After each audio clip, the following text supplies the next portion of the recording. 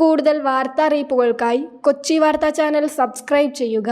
കേരളത്തിൽ ജനങ്ങൾ വോട്ട് രേഖപ്പെടുത്തി കഴിഞ്ഞു. ഇനി ജനവിധി അറിയാൻ ജൂൺ 4 വരെ കാത്തിരിക്കേണ്ടതുണ്ട്. എല്ലാ സ്ഥാനാർത്ഥികളും വളരെയേറെ പ്രതീക്ഷയിലാണ്. BJPക്ക് ഇതുവരെ കേരളത്തിൽ നിന്ന് അവരുടെ ഒരു MP-യെ ലോക്സഭയിലേക്ക് എത്തിക്കാൻ കഴിഞ്ഞിട്ടില്ല.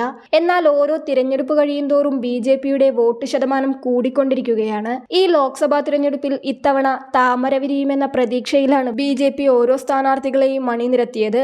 അതുകൊണ്ട് തന്നെ ത്രികോണ മത്സരവും കടുത്ത പോരാട്ടവും നടക്കുന്ന ചില മണ്ഡലങ്ങളുണ്ട്.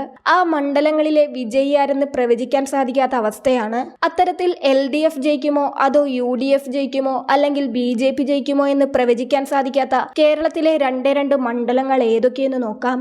തൃശൂർ. കേരളത്തിൽ കടുത്ത ത്രികോണ മത്സരം പ്രവചിച്ച മണ്ഡലമാണ് തൃശൂർ. ജനങ്ങൾ തങ്ങളുടെ വോട്ട് രേഖപ്പെടുത്തിയെങ്കിലും അന്തിമ ഫലം ഏത് മുന്നണിക്ക് ലഭിക്കുമെന്ന് പ്രവചിക്കാൻ പോലും സാധിക്കാത്ത അവസ്ഥ. സുരേഷ് ഗോപി BJPക്ക് വേണ്ടിയും VS സുനിൽകുമാർ LDFന് വേണ്ടിയും K മുരളീധരൻ UDFന് വേണ്ടിയും മത്സരിച്ച മണ്ഡലം സാക്ഷ്യം വഹിക്കുന്നത് ത്രികോണ പോരാട്ടം.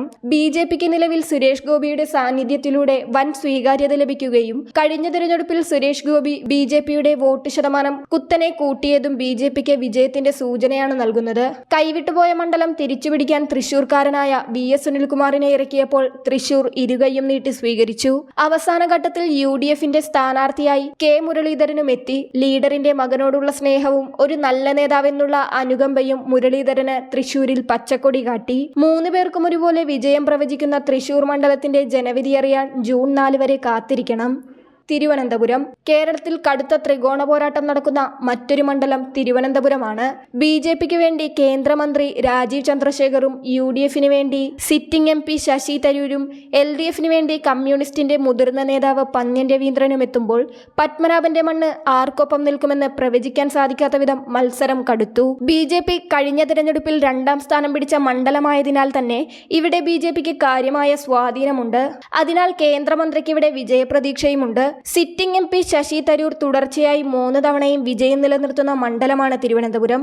അതിനാൽ തന്നെ ഇനിയും തിരുവനന്തപുരത്ത് UDF വിജയിക്കുമെന്ന പ്രതീക്ഷയിലാണ് മുന്നണി. തിരുവനന്തപുരത്ത് ഇടതുപക്ഷം അധികാരം പിടിച്ചത് വിരലിലെണ്ണാവുന്ന തവണ. 2005 ഉപതെരഞ്ഞെടുപ്പിൽ പന്ന്യൻ രവീന്ദ്രൻ വിജയിച്ചതിനു ശേഷം മണ്ഡലം ഇതുവരെ LDFന് കിട്ടിയിട്ടില്ല. അതിനാൽ തന്നെ പന്ന്യൻ രവീന്ദ്രന്റെ വിജയസാധ്യത കണക്കിലെടുത്താണ് സ്ഥാനാർത്ഥിയാക്കിയത്.